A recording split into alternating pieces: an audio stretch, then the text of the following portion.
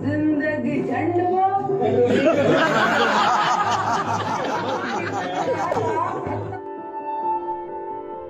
बॉलीवुड की नगरी मुंबई में गाया गया भोजपुरी गाना बंबई में काबा इतना मशहूर हुआ है कि इसने फिल्मी दुनिया से इतर राजनीति में भी एंट्री ले ली है। बॉलीवुड से निकलकर इस तर्ज पर बने गाने पहले बिहार की राजनीति में छाए और अब उत्तर प्रदेश की सियासत में हल्ला बोल रहे हैं। पक्ष विपक्ष अपने मुताबिक गानों को अपने पक्ष में बुनाने का काम कर रहे हैं। अब नेहा सिंह राठौर की आवाज सोशल मीडिया से निकलकर राजनीतिक दलों के दफ्तरों तक पहुंच गई है। ऐसा हम इसलिए कह रहे हैं क्योंकि कल अखिलेश यादव की प्रेस वार्ता में नेहा का यूपी में कावा गाना सुनाई दिया और इस गाने के बोलों पर अखिलेश से लेकर सपा के बड़े बड़े दिग्गज नेता ठहाके लगाते हुए दिखाई दिए।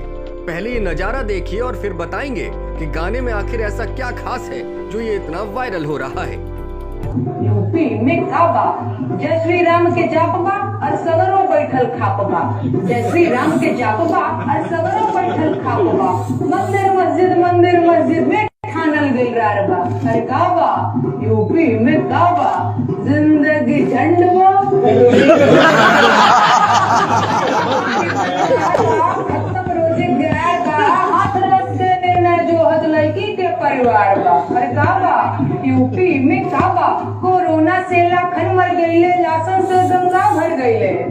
कोरोना से लाखन मर गईले, लाशन से गंगा भर गईले। टिकठी फनो से कुकुर बिलावा है बाबा। यूपी में काबा। दरअसल यूपी चुनावों में भोजपुरी गानों ने एंट्री ले ली है। कुछ दिन पहले भाजपा सांसद और भोजपुरी फिल्म कलाकार रवि किशन ने यूपी में सब्बा गाना गाया था, जिसको सीएम योगी आदित्यनाथ ने खुद रिलीज किया था।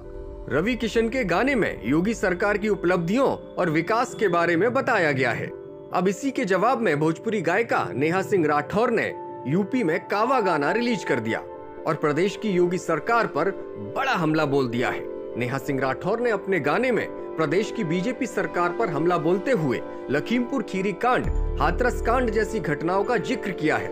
सोशल मीडिया पर शेयर किए जा रहे इस गाने में मंत्री का बेटुआ बड़ी रंगदार बा, किसानन के छाती पे रोंदत मोटर कारवा, आई चौकीदार बोले के जिम्मेदार वा, ऐसे बोलों के साथ ये वायरल हो रहा है और उसको लयबद्ध करने वाली नेहा सिंह राठौर जमकर सुर्खियां बटोर रही हैं।